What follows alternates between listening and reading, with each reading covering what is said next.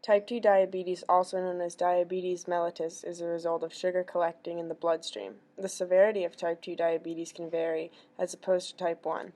Type 1 occurs in people at childbirth or early on in their childhood. This then leaves the pancreas secreting little or no insulin. Type 2 is a lot more common than type 1 due to the fact that it occurs later in life, most commonly due to a poor diet and lack of exercise.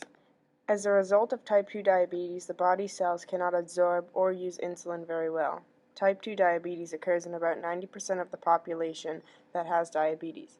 As stated above, type 2 diabetes can occur later in life and sometimes not come to the surface for years. When it occurs, blood sugar levels stay permanently high and symptoms start to develop.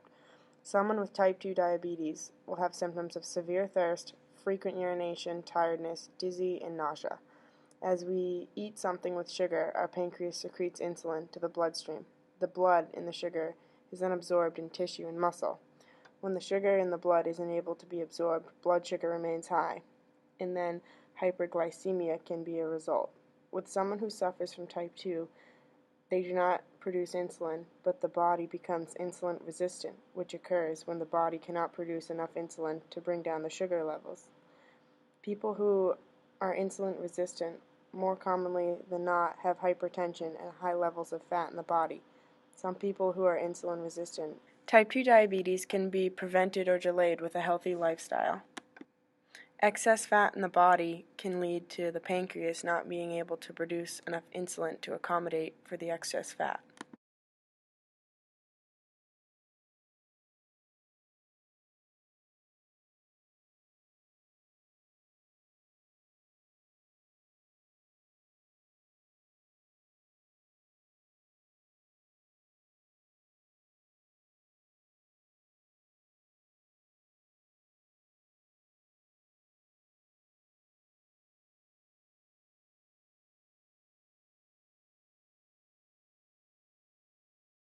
To get more of an insight on what it's like to care for someone with type 2 diabetes, we interviewed a registered nurse.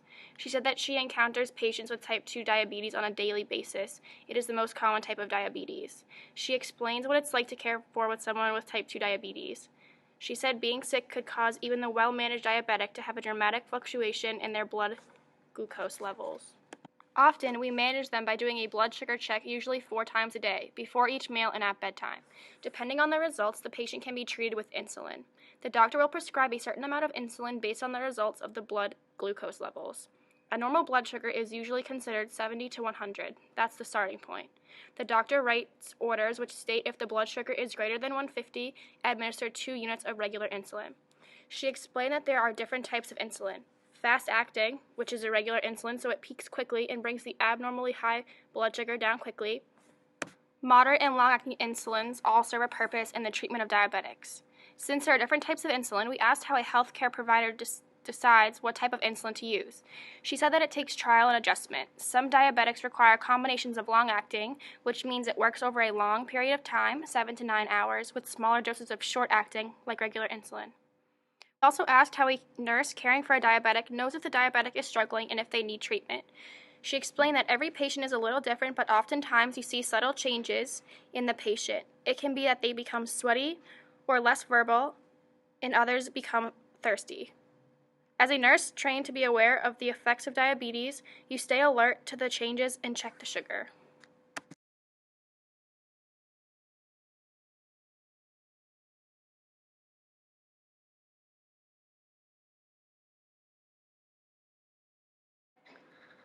Diabetes can have a negative impact on the cardiovascular or circulatory system because of the lack of insulin or blood glucose balance.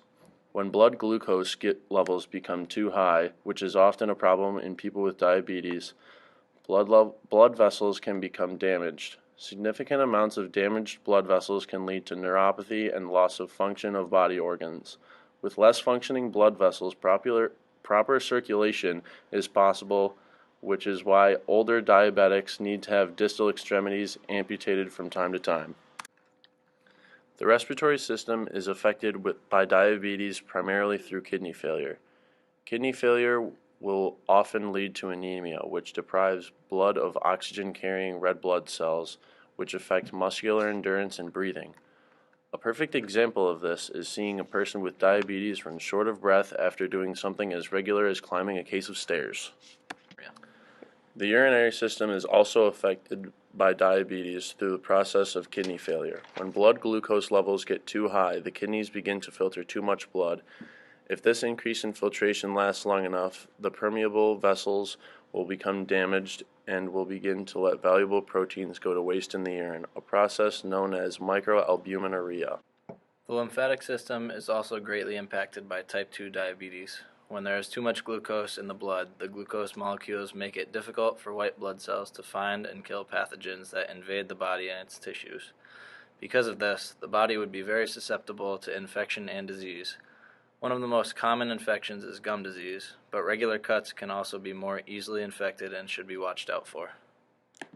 Diabetes also negatively affects the immune system. Diabetes is a metabolic disorder that alters how the body utilizes food to create energy due to insulin resistance. Diabetes causes the immune system to get rid of insulin-producing cells found in the pancreas. People with diabetes have a much lower immune response due to this problem, causing them to be more susceptible to getting infections that have the potential to lead to the loss of a limb. Diabetes is known for having long-term complications that affect nearly every part of the body. The disease can lead to blindness, heart and blood vessel disease, amputations, kidney disease, and nerve damage. Pregnant women who have diabetes have a higher chance of giving birth to a child with birth defects. The digestive system is also hugely impacted by diabetes. The stomach is impacted because of gastroparesis, which is caused by damage to the vagus nerve, which innervates the stomach. When the vagus nerve is damaged, the stomach stops churning, and as a result, the food that is eaten is not crushed together or mixed with all of the acids and enzymes that are secreted by the stomach.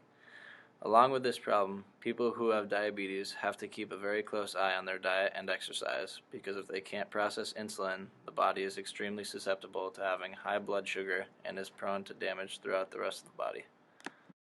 Diabetes can also affect the reproductive system as well, specifically in females. Females can be sexually impacted as a result of long-term diabetes. Long-term diabetes can affect nerves and blood vessels of female genitals, resulting in arousal and lubrication difficulties.